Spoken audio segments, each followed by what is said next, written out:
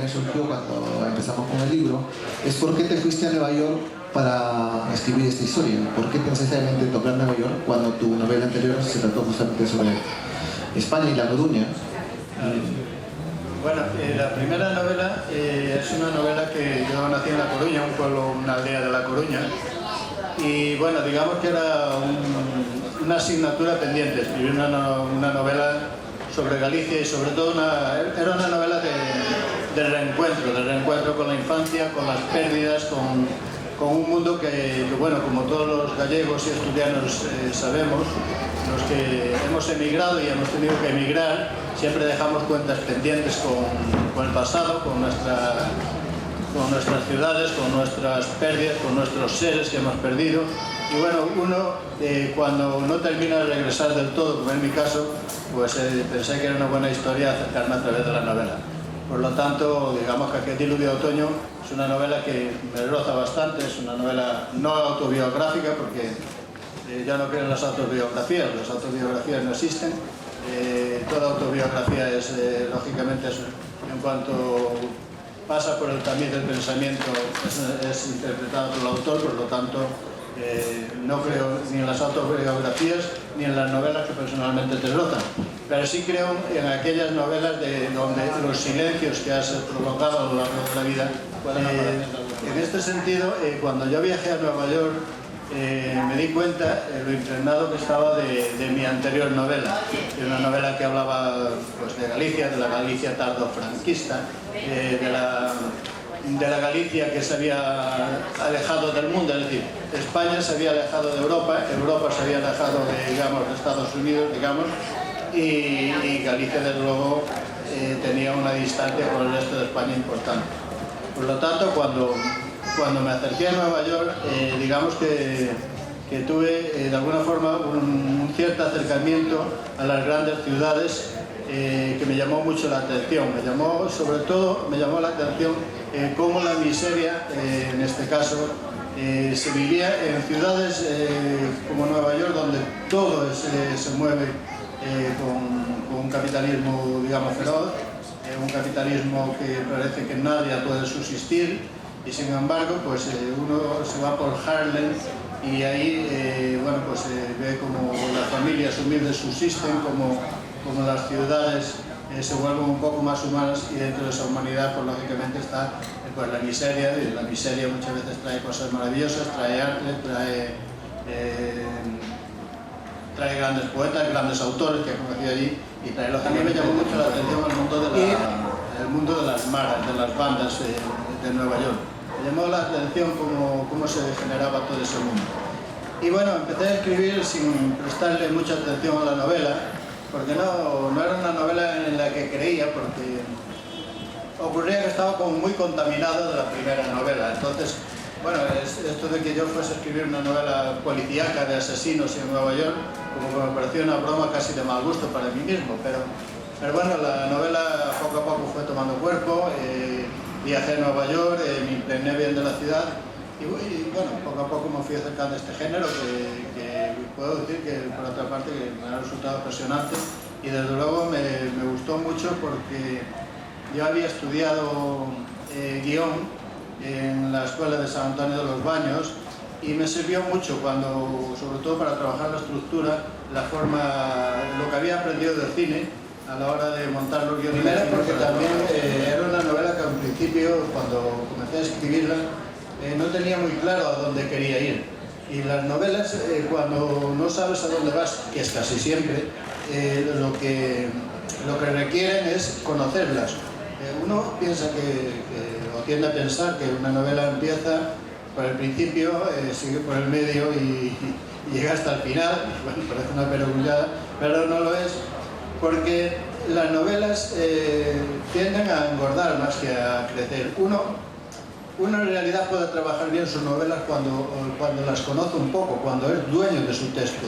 Es muy difícil que tú te acerques de un principio y digas, esta es la novela que quiero escribir y esta es la estructura con la que voy a trabajar. Porque según tú vas conociendo tu propia novela, tú mismo sabes que la novela te está pidiendo otro tipo de tratamiento. Y yo creo que ahí hay que ser generoso y trabajar horas, porque tu material, cuanto más conozcas a tu novela, cuanto mejor conozcas a tus personajes, mejor dominio vas a tener sobre ello.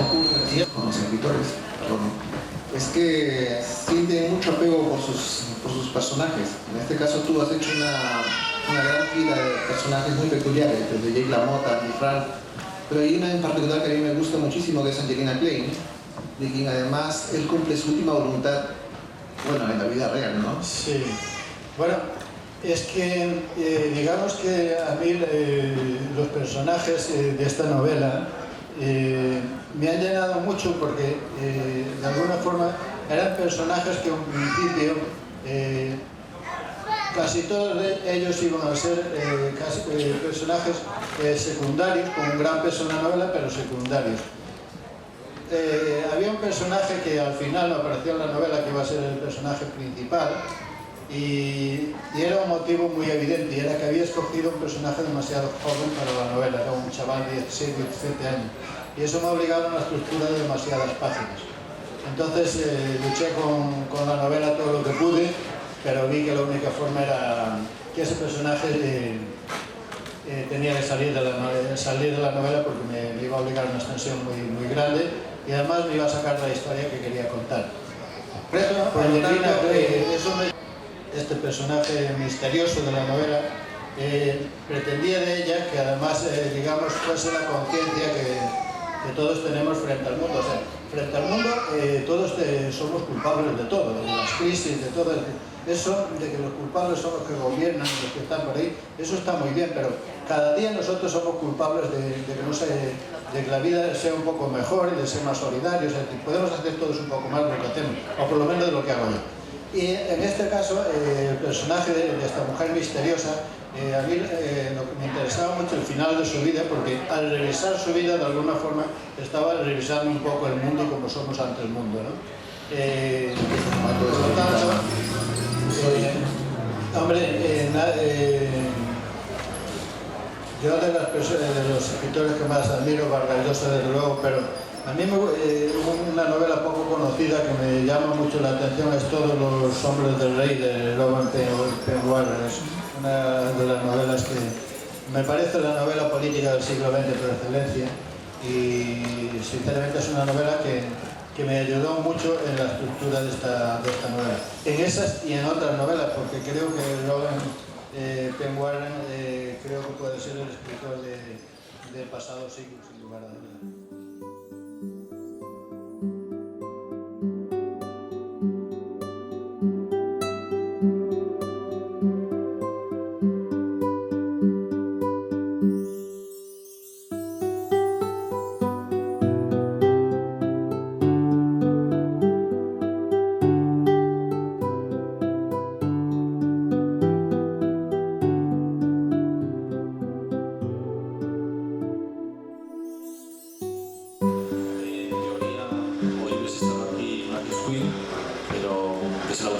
Pero ha sido imposible. El libro es el libro de Oriana.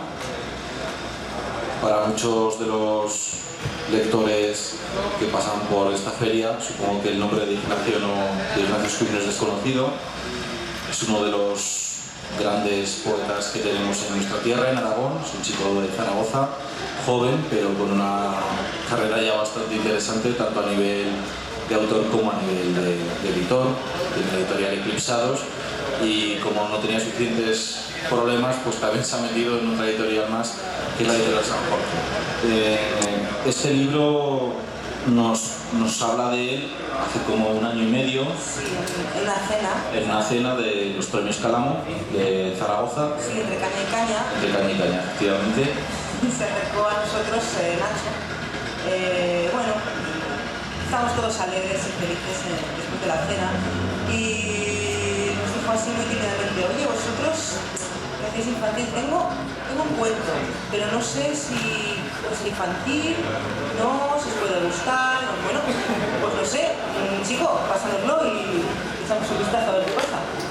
Sí, y bueno, pues nos gustó, y el siguiente paso, todo esto es muy abreviado, el siguiente paso fue buscar un ilustrador, y Nacho nos dijo, bueno, ¿en quién habéis pensado? Y nosotros pensamos en David Guirao. David Guirao es uno de los ilustradores. La verdad es que en Aragón tenemos mucha suerte porque, aparte de mucha librería y mucha editorial que intenta hacer las cosas de la mejor manera, honesta y dignamente, lo cierto es que tenemos suerte porque tenemos gran cantidad de autores en todos los terrenos y también muy buenos ilustradores. Hoy he visto, por ejemplo, ahí en el stand de Pintar, pues por ejemplo a Blanca Beca, ¿no?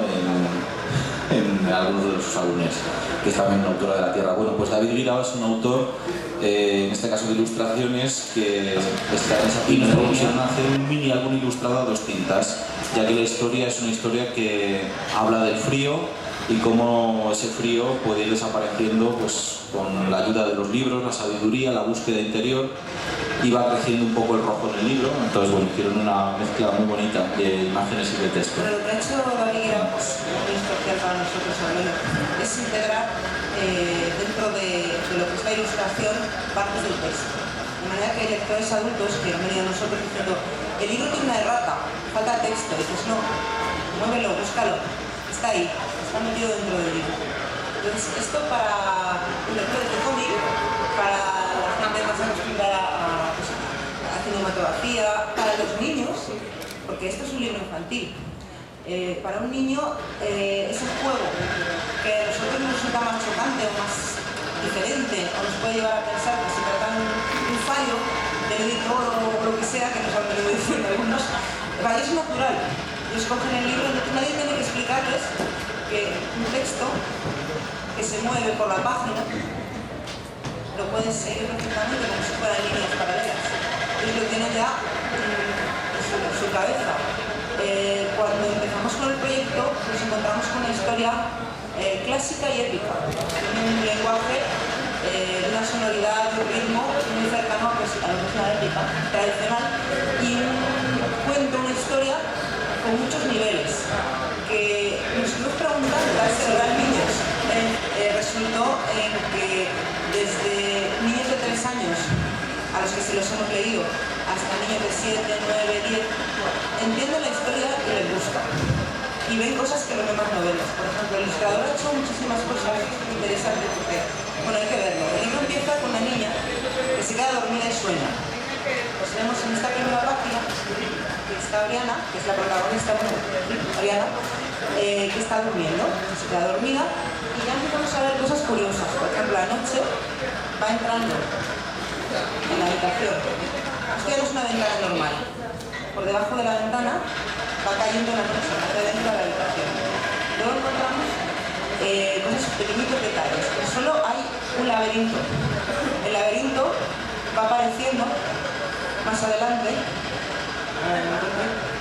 Va apareciendo, es parte de la historia, va apareciendo, es parte de la historia. Todo lo que hay en la primera página va surgiendo, se va modificando, va corriendo por lo que es el texto de diferentes formas. El libro, al principio, que aquí en la mesilla, chiquitito, hacia el final vuelve a aparecer, porque al final tenemos la misma habitación. Oriana ya no está porque Oriana se ha despertado, ha pasado su sueño. Pero el libro ha cambiado de color. Entonces, y por la ventana hay un sol rojo. Bueno, un poco japonés, pero un sol rojo. Entonces, lo interesante es saber por qué. Porque el libro empieza, si coges el lomo con el interior, el filo, empieza en negro y acaba en rojo. Esto tiene que ver con la historia. Es el ilustrador ha hecho ahí un trabajo.